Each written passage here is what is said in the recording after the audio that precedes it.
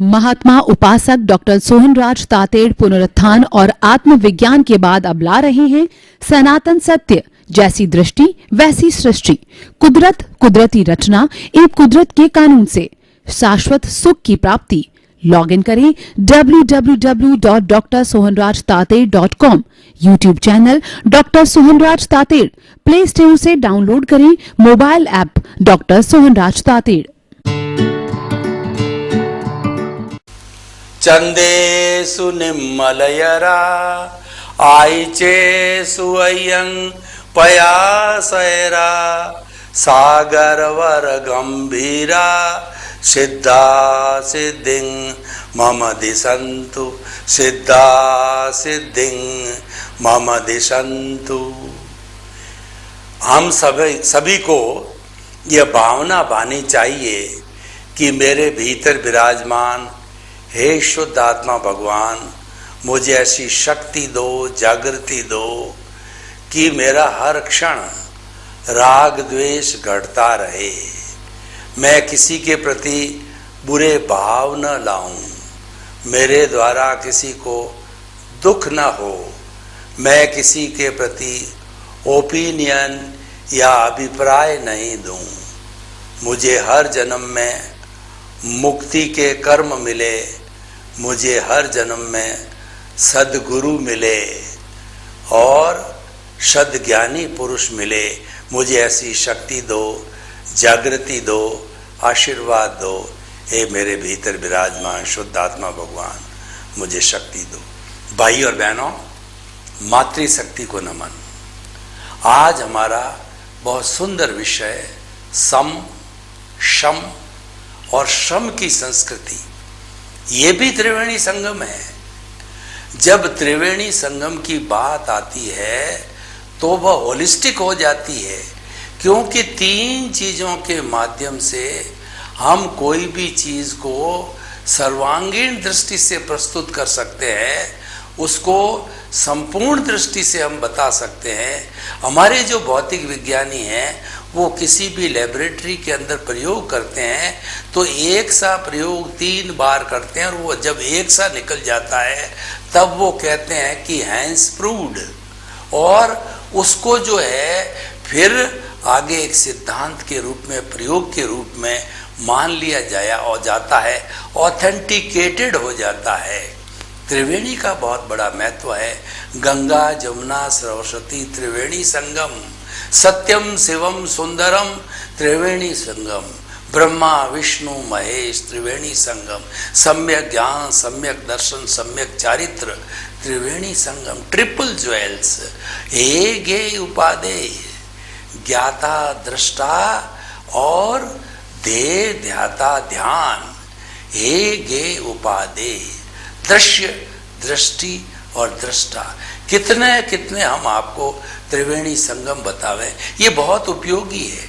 आप देखेंगे कि आज का हमारा त्रिवेणी संगम सम, शम, श्रम कितने उपयोगी है। सम का मतलब समता भाव, हर परिस्थिति में एक सा चिंतन, एक सा भाव, एक सा विचार, एक सा रहना, चाहे हमारा सत्कार हो, तिरस्कार हो, लाभ हो, हानि हो, सुख हो, दुख हो, हर परिस्थिति में हमको एक सा समझना, बस ये एक सा समझना, समता भाव आ जाता। राग द्वेष को एक सा समझना तो तीसरा नेत्र खुल जाता है, समदृष्टि बन जाता है व्यक्ति। समदृष्टि होने के बाद वह स्थित प्रज्ञ भी बन जाता है और वह जो है प्रज्ञा चक्षु भी बन जाता है और वो निष्काम कर्म की श्रेणी में भी आ जाता है, वो ज्ञान प्राप्त श्रेणी में भी आ जाता है। समदृष्टि है, ये हमारा भाव पक्ष है, ये हमारा दृष्टि विज्ञान है, ये हमको मंजिल तक पहुंचाता है। समदृष्टि होने के बाद हम सम्यक दर्शन को प्राप्त कर लेते हैं, हमारा उत्थान हो जाता, हमारी दिशा ऊर्ध्वगामी बन जाती, उसके नीचे हमारी दिशा सारी जो अधोगामी होती है, हमारे जीवन का लक्ष्य है अधोगामी से ऊर्ध्वगामी बनना, कुंडलिनी जागरण करना कि जो हमारी विटालिटी है, प्राण शक्ति है, ऊर्जा है, जो कि हमारे रीढ़ की हड्डी का निचला छोर शक्ति केंद्र है, वहाँ पर उस ऊर्जा का तालाब है, समुंदर है उसका, तो वहाँ पे इकट्ठी हुई है। तो सामान्य रूप से जो है हम उस विटालिटी का मन वचन काया के अंदर मनोरंजन में खर्च करते हैं। हम उसको मनोरंजन से आत्मरंजन में बदल देते हैं, यानी उसकी दिशा जो नीचे जा रही है उसकी दिशा ऊपर कर देते हैं। दिशा बदल दो, दशा बदल जाएगी, नज़र बदल दो, नज़रिया बदल जाएगा, दृष्टि बदल दो, सृष्टि बदल जाएगी। यही सिद्धांत काम करता है। जब उस शक्ति को हम गुदा को जो है ब्लेडर की तरह दबा करके और हमारी रीढ़ की हड्डी के अंदर जो स्पाइनल कॉर्ड है, सांस को भरते हुए पारा जैसे कि जो थर्मामीटर में कैसे चढ़ता है ऊपर चढ़ा करके, और श्वास के साथ में स्पाइनल कॉर्ड के जरिए, स्पाइनल कॉर्ड यहाँ से जुड़ा हुआ है, दोनों अंतिम छोर है, वहाँ से उठा के यहाँ छोड़ा, फिर वापस सांस के भरने के साथ में गुदा ब्लेडर को दबा के पारे की तरह ऊपर उठा करके उस शक्ति को और यहाँ छोड़ा, बार बार बार बार करके यहाँ छोड़ना है। ये कुंडलिनी जागरण है, यानी हमारी विटालिटी, हमारी प्राण ऊर्जा जो है समाप्त होने वाली थी, फालतू खर्च होने वाली थी, वो उपयोग में आ गई। हम ज्ञानी पुरुष बन गए। हम जो है हमारे कहना चाहिए कि आत्म पद पर बैठ गए। अब हमारा विकास ही विकास है, और निश्चित तौर पे एक न एक दिन हम अगर जागृति को बढ़ाते रहेंगे और हमारा अनुभव 100% कर देंगे, जिसको कि केवल ज्ञान कहा जाता है। 360 डिग्री का ज्ञान केवल ज्ञान होता है। उस स्थिति में आके हम सिद्ध बुद्ध मित मुक्त बन सकते हैं। ये बातें केवल मानव ही कर सकता है, दूसरा प्राणी वो नहीं कर सकता। इसीलिए जो है हम सारी बात मानवों के बीच में करते हैं। यही बात अगर हम पशुओं के बीच के अंदर, पक्षियों के बीच में बात करें तो वह कहावत चरितार्थ हो जाएगी कि भैंस के आगे बीन बजाना। तो भाई और बहनों, ये जो सम है, समता भाव, अगर ये जीवन में एक ही सूत्र उतर जाता है तो निश्चित मान के चलिए कि आपकी मुक्ति की नींव लग गई। आपको सनातन सत्य मिल गया। आप कुदरत चेतना और कुदरत के कानून के अंतर्गत चल रहे हैं। आपको शाश्वत सुख की नींव लग गई। एक दिन आपको शाश्वत सुख अवश्य मिलेगा, क्योंकि समता जो है हमारे अज्ञान का नाश करती है। समता हमारे अज्ञान की प्रतिरोधात्मक शक्ति है। समता का इतना बड़ा इफेक्ट होता है कि व्यक्ति का जीवन ही बदल जाता है। भगवान महावीर की समता को देखो। भगवान महावीर की समता अडोल थी। उनके ऊपर जो है कितने कितने कहिए ची अवरोध आए, कितने कितने कष्ट आए। ग्वालों ने दोनों कान के अंदर कीले ठोके, और ग्वालों ने उनके दोनों पैर को जो है चूल्हा बना करके, अग्नि उसके को बना करके और खीर पकाई। उनको कई बार फांसी पे चढ़ा गया। वो तो महापुरुष थे तो फांसी टूटती गई। उनको जो चोर समझ के पकड़ा गया, उनको संगम देवता ने एक रात में 20-20 मरणांतिक कष्ट दिए। एक भी कष्ट हमको आ जावे, हम हरगिज जिंदे नहीं रह सकते। चंड कौशिक सर्प ने डरा। उनकी समता की साधना कितनी उच्च साधना थी। तो आज हम उस संस्कृति की बात कर रहे हैं कि जीवन में समता लाओ।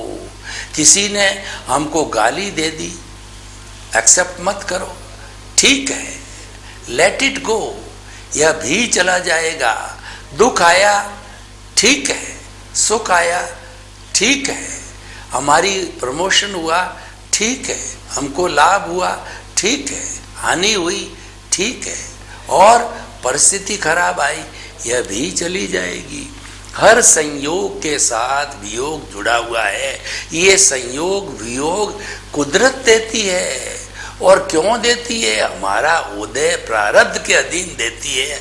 सबसे बड़ी सुप्रीम कोर्ट की चीफ जस्टिस है वह कुदरत है। वो कहती है कि मैं किसी भी जो जीवित प्राणी के उपादान के अतिरिक्त कुछ नहीं देती, और उपादान के अतिरिक्त 100% देना वो मेरा न्याय है, मेरी ड्यूटी है, और वो देती ही है। यानी हमारा किया हुआ हमको ही भुगतना पड़ता है, और वो एज इट इज भुगतना पड़ता है। उसको कुदरत का कानून कहते हैं। As you will sow so will you reap. जैसी करनी वैसी भरनी, जैसा बोओगे वैसा काटोगे, कर भला तो हो भला। ये एक शाश्वत नियम है, सनातन सत्य है, और ये जो है ultimate reality of this Cosmos है। और यही कुदरत का कानून है जो कुदरत की रचना के अंतर्गत काम करता है, जो कुदरत बाहर काम करती है। जो प्रकृति 84 लाख जीवा योनियों के बर्थ प्लेसेस वाले असंख्य अनंत प्राणियों का भरण पोषण करती है, उसका एक भाग हमारे भीतर भी है, उसको भी प्रकृति कहते हैं, वह भी कुदरत है। और वह जो है ये हमारा शरीर पंचभूतात्मक पृथ्वी जल अग्नि वायु आकाश से बना हुआ है। जे पिंडे थे ब्रह्मांडे, जो ब्रह्मांड में है वो ही उसकी पिंड के अंदर आपको टेस्ट सैंपल करना हो, शरीर हाजिर है। इसमें जो जो है वो हमारे ब्रह्मांड में जे एगे जाने ते सब्बे जाने, जे सब्बे जाने से एगे जाने। जिसने इस भीतर विराजमान शुद्ध आत्मा भगवान चेतन स्वरूप मूल स्वरूप आत्मा को, शुद्ध आत्मा को पहचान लिया, उसने पूरे ब्रह्मांड को पहचान लिया।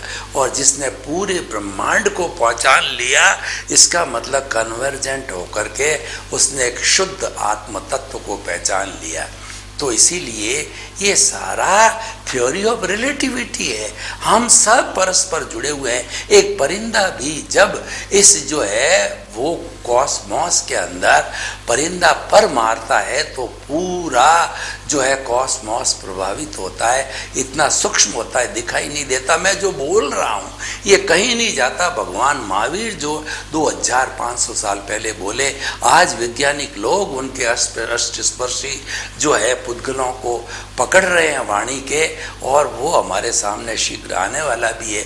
कुछ हद तक भगवान की वाणी जो है स्थूल रूप से हमको जो है वो हमको सुनाते भी वैज्ञानिक, और वो आ जाएगा क्योंकि अष्टस्पर्शी को पकड़ा जा सकता है। चतुस्पर्शी अभी तक विज्ञान की किसी भी सीमा के अंदर नहीं आए। वो तो मात्र अवधि ज्ञानी, मन प्रयोग ज्ञानी और केवल ज्ञानी ही पकड़ सकते हैं चतुस्पर्शी कर्म पुद्गलों आदि को, चतुस्पर्शी मात्र को। तो हम सम की बात कह रहे थे कि जीवन में समता का बीजारोपण करो। जीवन में समता को जो है खाद दो, बीज दो, पानी दो और जलवायु दो, यानी उसका पोषण करो। समता को जितना जितना पोषित करते रहोगे उतना उतना हमारा जीवन धन्य होता जाएगा। हमारा जीवन खुद का तो सुखी होगा ही, लेकिन एक दिन हमको जो है हमारे स्वरूप की जानकारी हो जाएगी, हमको केवल ज्ञान तक हो जाएगा। इसका प्रारंभ होता है व्यवहार जगत से। व्यवहार जगत समता की साधना से अच्छा बनता है। कैसे अच्छा बनता मैं आपको बताऊं कि जो बहू रानी को जो है वो सास ने जो है उसको खूब डांटा फटकारा कि तू जब से अपने पियर से इस घर में आई है, न तेरे को खाना बनाना आता है, न झाड़ू लगाना आता है, न घर को डेकोरेट और सब चीज़ को व्यवस्थित करना आता है। तेरे को तो कुछ आता ही नहीं, न रोटियां बनानी आती है, न कुछ करना आता है। तो बहू रानी समताधारी थी। ज्यों ज्यों सास बोलती रही वो मन के अंदर जो वो सोचती रही कि मन वचन काया से मुक्त। वो ज्ञानी थी, उसके ज्ञान लिया हुआ था। वो आत्मपद की सीट पर बैठी थी क्योंकि वो समता की साधना कर रही थी। समता की साधना, आत्मपद को प्राप्त करना, ज्ञान को प्राप्त करना, सब एक ही बातें हैं। इस जंक्शन पॉइंट पर आते हुए हमारा इतना डेवलपमेंट हो जाता है कि सारी नींव लग जाती है। हम फिर ऊर्ध्वारोहण ऊर्ध्वारोहण ऊर्ध्वारोहण करते ही जाते हैं, कभी गिरते नहीं है। तो वह तो बहू रानी सोचती रही, मन वचन काया से मुक्त, ऐसा मैं शुद्ध आत्मा हूँ। वो गाली देती, मन वचन काया से मुक्त, ऐसा मैं शुद्ध आत्मा हूँ। और वो कहती मुझे गाली दी गई, स्वाहा। फिर दूसरी बार फटकार पड़ी, स्वाहा। स्वाहा का अर्थ हुआ कि हम जो जैसे यज्ञ करते हैं उसके अंदर सुगंधित सामग्री वगैरह यज्ञ की समृद्धि डाल के बोलते हैं स्वाहा। क्यों ही वह जो है जितने भी जो नेगेटिव थॉट्स या कोई भी तिरस्कार की बातें आ रही थी तो वह स्वाहा स्वाहा करती रही। और मन वचन काया से मुक्त, ऐसा मैं शुद्ध आत्मा हूँ। मन वचन काया से मुक्त, ऐसा मैं शुद्ध आत्मा हूँ। उधर सास बोलती रही और इधर मन में जो है मन ही मन चिंतन करती रही। यानी वो ज्ञाता दृष्टा बन गई। वो तो ये सोचती रही ये तो निमित्त है, सास का क्या दोष है, ये तो मेरा ही दोष है जो मैंने पिछले जन्म में इनके साथ में बुरा व्यवहार किया, तो कुदरत ने इनको जो है निमित्त के रूप में लाके खड़ा कर दिया। ये तो शुद्ध आत्मा है, ये तो निमित्त है, निर्दोष है, अकर्ता है और शुद्ध आत्मा, इसका कोई दोष नहीं है। तो धीरे धीरे करके और वो सास इतनी बदल गई, उसके पैरों में पड़ गई, नमन करने लग गई कि तुम कोई न कोई पहुंची हुई शादी का है, मुझे माफ करो माफ करो। क्यों? हिसाब पूरा हो गया। जितना गालियां देना, तिरस्कार का, असम्मान का हिसाब था पूरा हो गया। हिसाब पूरा होते ही वह उसको जो है जो कहना चाहिए कि खमत खामना करने लग गई और वह उससे माफ़ी मांगने लग गई। ये जीवन में चलता ही रहता है। ये सारी समता की साधना से होता है। समता की साधना से बड़े बड़े विघ्न हैं टल जाते हैं। मैं आपको बताऊं कि कोई देश जो है, महात्मा गांधी का उदाहरण लो कि महात्मा गांधी की जो अहिंसा और सत्य की जितनी भी कहना चाहिए एप्लीकेशन थी वो समता की साधना थी। उन्होंने कहा कि तुम्हारे 200 वर्ष पुराने जो साम्राज्य है इसकी जड़ों को मैं अहिंसा सत्य के माध्यम से उखाड़ फेंकूंगा। ये समता की साधना थी। और वास्तव में उन्होंने बिना हिंसा किए, बिना झूठ बोले, टॉलरेट करके, समता की साधना करके उनको अपने देश के अंदर वापस भेज दिया। और 15 अगस्त 1947 को भारत आज़ाद हो गया। हमको बोलने की आज़ादी और हमको धार्मिक क्रिया की आज़ादी, हमारे सम्मान की आज़ादी, सब तरह की आज़ादी मिल गई। यानी हम हमारे देश के मालिक बन गए, अब हम गुलाम नहीं रहे। तो भाई और बहनों, समता की साधना बहुत बड़ी साधना है और इसकी निष्पत्ति भी बहुत बड़ी है। इसलिए जीवन के अंदर अगर कुछ करना चाहते हो, कुछ बड़ा बनना चाहते हो, मुक्त होना चाहते हो, तो समता की साधना करो। इससे बड़ी साधना मेरे ख्याल से भारतीय संस्कृति के अंदर किसी भारतीय और भारतीयतर जो है दर्शनों के अंदर समता की साधना से बड़ी कोई साधना नहीं है। ये उच्चतम साधना है। ये जो है धारणा, ध्यान, समाधि की साधना है। समता की साधना समाधि की साधना है। समता की साधना निर्विचारता की साधना है। समता की साधना मोक्ष में जाने की साधना है। तो भाई और बहनों, ये सम के बारे में बात की मैंने। अब दूसरा श, शंकर वाला श, शम का मतलब होता है कि आप शमन करो। किसका शमन करना? दूध जब उफान आता है तो हम पानी का छांटा मारते हैं तो फिर वह उफान नीचे चला जाता है। तो उसी तरह से शम का मतलब होता है कि पानी का छींटा दो। किसको छींटा दो? कि हमारे जो सबसे बड़े 4 शत्रु है, क्रोध, अहंकार, माया, लोभ, ये 4 बड़े बड़े नाग है। हर मनुष्य के अंदर फुफकारा मारते रहते हैं। क्रोध जब आता है व्यक्ति चंडाल बन जाता है और भौहें तन जाती, आंखें लाल हो जाती है, चेहरा तमतमा जाता है। उसको ये होश नहीं रहता है कि मैं क्या बोल रहा हूँ। इतना बड़ी अग्नि दावा नल उसके भीतर पैदा होता है कि सामने मेरी पत्नी है, कि बहन है, कि बुजुर्ग है, कि भाई है, कि माता है, कि पिता है, कुछ भी भान नहीं रहता है, उस अग्नि के वशीभूत वह बोलता ही रहता। जब दावा न लगता है तो वह जो है आले और सूखे सबको जला डालता है। तो ये हमारी जो है क्रोध की अग्नि सब कुछ भस्म कर देती है। अहंकार है वो रावण को ले डूबा। इस विश्व का सबसे बड़ा ज्ञानी पुरुष, वेदों का जानकार, जिसके 9 ही ग्रह इर्द गिर्द घूमते थे, उसकी रक्षा करते थे, इंद्र स्वयं उसकी हाजिरी में रहता था, ऐसा महापुरुष भी अहंकार के वशीभूत होकर के भगवान राम के हाथों मारा गया। अहंकार के वशीभूत होकर के माया, दुनिया में जितनी धोखाधड़ी, छल कपट, लड़ाई झगड़े टंटे सब होते हैं, इसके मूल में माया होती है। किसी को कुछ कह दिया, किसी को कुछ कह दिया, लड़ा दिया।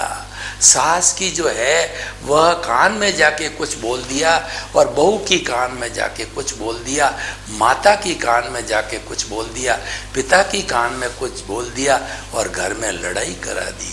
ये दुनिया में जितनी भी लड़ाइयाँ होती है ये सारी माया से होती है। विश्व की लड़ाई हो, देश की लड़ाई हो और समाजों की लड़ाई हो, गुटों की लड़ाई हो, सबके पीछे मेन कारण होता है माया।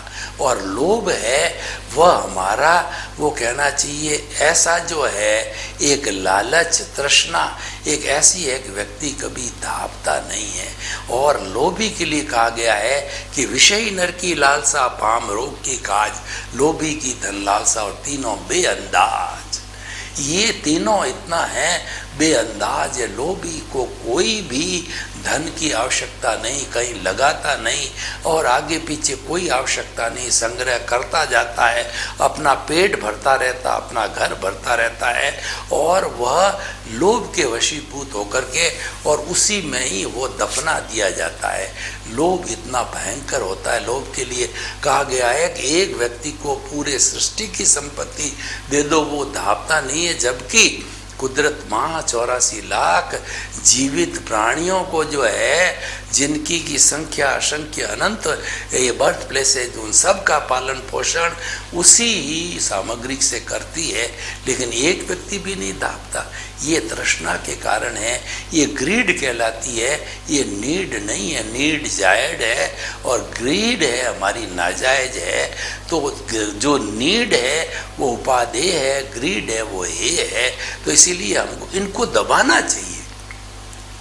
ये नाग जब उभरने लग जाए तो दूध के छींटा कैसे मारो, जो ही आप जो है इसके छींटा मारो। छींटा मारने के मैं 2-3 आपको प्रयोग बताना चाहता हूँ कि आप जो है हमेशा अपने श्वास को लंबा करो। श्वासा जब तक श्वास जब आती रहती है तो हमको विश्वास होता है, घर वालों को विश्वास होता है कि हमारा रिलेटिव जिंदा है, डॉक्टर को विश्वास होता है। और जब ये आयुष्य कर्म सांसों में बदल जाता है और लास्ट ब्रीथ ली जाती है तो जो है डॉक्टर कहता है नाउ ही इज डेड और हमको जला दिया जाता, मृतवत हो जाते हैं। तो श्वास को लंबा करो, अभ्यास करो। श्वास लंबा आ रहा है, लंबा जा रहा है। श्वास जब लिया जाता है तो हमारा पेट फूलना चाहिए। सांस जब सिकुड़ता है तो पेट जो है, सांस जब जो कहना चाहिए न, जो है निकलता है, जब पेट सिकुड़ जाना चाहिए। तो श्वास को लंबा करने से हमारा पर मिनट श्वासों की संख्या, जो नॉर्मल टेंशन फ्री व्यक्ति होता है 16 लेता है। 1 स्ट्रोक होता है, श्वास लिया और निकाला, लिया और निकाला, यानी इनहेल एक्सेल दोनों को मिला के एक सांस बोला जाता है। 16 से ये लंबा करने से 10-20% लंबा किया तो श्वास घट करके 16 से 12 हो जाती है, 8 हो जाती है, 10 हो जाती है। तो आप ये ग्रांटेड मान के चलिए, मैं आपको लिख के देता हूँ, स्टाम्प पे लिखा देता हूँ कि 16 से जिसने घटा के 10 कर लिया, 12 कर लिया, उसको ना तो कभी क्रोध आएगा, अहंकार आएगा, माया आएगी, न लोभ आएगी। ये शमन हो गया।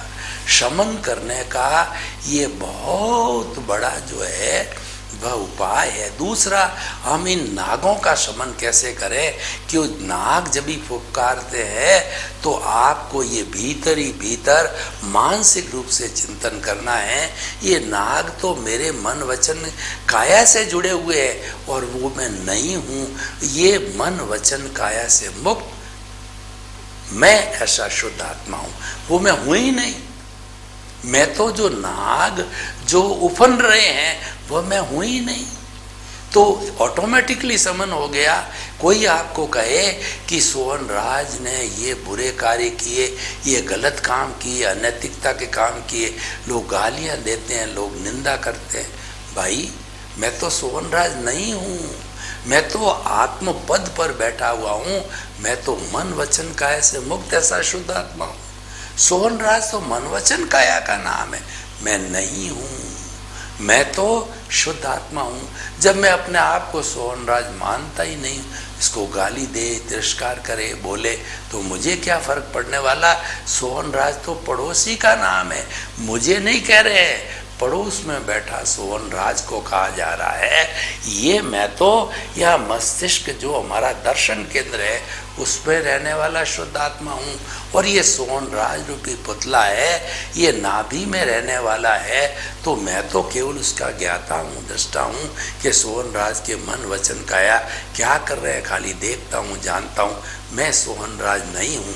कई बार क्या होता है कि कोई व्यक्ति जैसे किसी नाम के व्यक्ति को कहता बदमाश है, लूचा है, लफंगा है और वो है, तो जब जो वो मालूम पड़ता है कि ये पड़ोसी जो है सोहन राज को, पड़ोसी को कहा जा रहा, मेरे को नहीं कहा जा रहा है, तब हम क्या निश्चिंत हो जाते हैं।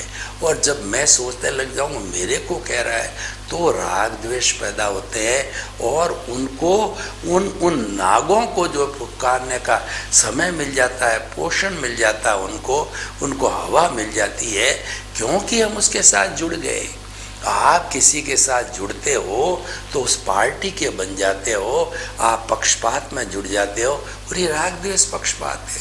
और आप तो कहते हो भाई मैं किसी भी पार्टी में नहीं हूँ, ना तो रूलिंग में न ऑपोजिशन में हूँ, मैं तो केवल एक मानव मात्र हूँ, केवल एक सिटीजन हूँ, तो आपको कोई प्रॉब्लम नहीं आती है। वो आपको दोनों तरफ से आदर मिलेगा क्योंकि आप न्यूट्रल हो। तो हमको ये न्यूट्रल बनने वाली बात है, ये हमारा क्रोध, अहंकार, माया, लोभ को छींटे मारने का, कंट्रोल में रखने का है, अंकुश में रखने का है। इसको कभी भी प्रदर्शित मत दो। भीतर तो ये फुफकारेंगे क्योंकि भीतर रहते हैं, और इनका जो लक्षण फुफकारने का है ये फुफकारेंगे, लेकिन आपका भी लक्षण है, बाहर अभिव्यक्ति नहीं हो। आप तो जो लेके आए हो वो तो चलेगा ही, चलने दो, पर हम उसके साथ जुड़े नहीं। जुड़ने का मतलब बाहर प्रदर्शित नहीं करें कि भीतर क्रोध आया और बाहर हमने क्रोध कर दिया, भीतर अहंकार आया और बाहर हमने अहंकार कर दिया, भीतर से माया आई और हमने बाहर खड़ी कर दी, भीतर से लोभ आया और हमने उसकी क्रियान्विति करना नहीं है। हो रहा है, आ रहा है, उसको होने दो। मात्र जानना, देखना है, हमको मात्र ज्ञाता दृष्टा रहना है, हमको भेद विज्ञान करना है, उससे अलग होना है, हमको विधेय होना है। ये मैं नहीं हूँ। तो ये सारा जो है हमारा शम की संस्कृति हुई। हम जितना जितना शमन करेंगे उतना उतना हमारी कॉजल बॉडी है वह साफ होती रहेगी, हमारा जीवन सुखी होता रहेगा। अब तीसरी है श्रम, श्री वाला श्रम का मतलब जो है मेहनत की संस्कृति। देखिए जब हम श्रम करते हैं, फिजिकल वर्क करते हैं, तो हमारा शरीर है वह अच्छा रहता है। जो हमारा फिजिकल हेल्थ अच्छी रहती है कि हम जो है फिजिकल हेल्थ अच्छी कब रहती है कि जब हम फिजिकल वर्क करते हैं तो हमारे मसल्स होते हैं ये कोमल रहते हैं। हमको आसन करना चाहिए, प्राणायाम करना चाहिए, परिश्रम करना चाहिए, हाथों पैरों को हिलाना चाहिए। तो उसके हिलाते रहने से हमारे जितने भी मसल्स हैं ये मसल्स जो है डक्टाइल रहेंगे, नरम रहेंगे और ये अच्छा काम करेंगे। और जहाँ पर फिजिकल हेल्थ होगी वहाँ पर हमारे कोई नेगेटिव थॉट या शम की स्थिति नहीं आएगी, क्योंकि हम श्रम करते हैं।